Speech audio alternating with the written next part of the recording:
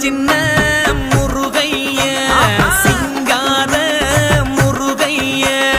சின்ன சின்ன முருகைய சிங்கார முருகைய கொஞ்சி கொஞ்சி தமிழ் பேசும் செந்தில்